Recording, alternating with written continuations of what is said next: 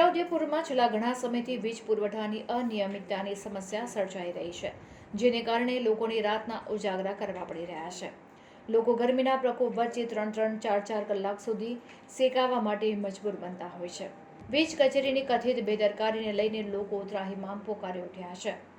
Maintenance કામગીરીના નામે 6 થી 7 કલાક વીજ કાપ સહન કર્યા બાદ પણ વીજ સેવામાં કોઈ ફેર પડી રહ્યો નથી। જિલ્લાના મુખ્ય મથકે આવી સ્થિતિ હોય તો અંતરિયાળ વિસ્તારમાં શું હશે તેવા સવાલો લોકોએ ઊભા કર્યા છે। કચેરી દ્વારા કરવામાં આવતી પ્રી મોન્સૂન કામગીરીની ગુણવત્તા સામે પણ અનેક સવાલો ઊભા થયા છે।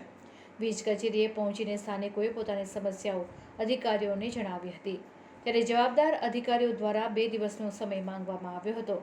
જો 2 દિવસમાં વીજ સમસ્યાનું કાયમી સમાધાન નહીં થાય તો ગાંધી ચિંધ્યા માર્ગે આંદોલન કરવાની જાગૃત નાગરિકોએ ચીમકી ઉચ્ચારી હતી। આજરોજ અમે છોટાઉદેપુર નગરના તમામ નાગરિકો ભેગા થઈને આજે છોટાઉદેપુર જીઈબી ખાતે આવ્યા છે।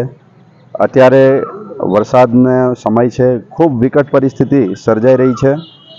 છોટાઉદેપુરની અંદર લાઇટોનો બહુ મોટો પ્રશ્ન હાલ ઉપસ્થિત છે। વારંવાર લાઇટો જવી, આખી રાત 2-3 કલાક સતત લાઇટો જવી, વરસાદનો છાંટોય પડવાનો ચાલુ ના થયો હોય ને લાઇટો જાય। નાયબ ઇજનેર કે જે મુખ્ય જવાબદાર અધિકારી છે તેઓ પણ અમારા આગેવાનોના કે કોઈ સામાન્ય નાગરિકોના પણ ફોન રિસીવ કરતા નથી અને આની વારંવાર રજૂઆત કરવા છતાં બી કોઈ આનો નિકાલ નિવડો આવતો નથી। અમે છોટાઉદેપુર જિલ્લાના વડા મથકમાં રહીએ છીએ, પણ તોય અમને એવું ફીલ થાય છે કે અમે કોઈક અંતરિયાળ વિસ્તારની અંદર, હાવ પછાત વિસ્તારની અંદર રહેતા હોય એવું અમને લાગી રહ્યું છે। ખરેખર આ ખૂબ દુઃખની વાત છે।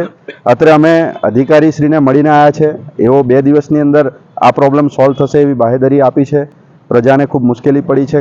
અમે પણ આશા રાખીએ કે આ કામ ઝડપથી થાય અને લોકોને પડતી મુશ્કેલીનું નહીં થાય તો અમે ગાંધી ચિંધ્યા માર્ગે જઈશું। આગળનું અમે આંદોલન કરવાનું થાય તો તે પણ કરીશું અને તાળાબંધી કરવાનું થાય તો તે પણ કરીશું। અમને જે પણ જો સારો પ્રત્યુત્તર નહીં મળે કે આનો નિકાલ નહીં થાય તો અમે એનાથી પછી આગળ ગાંધી ચિંધ્યા માર્ગે જઈશું।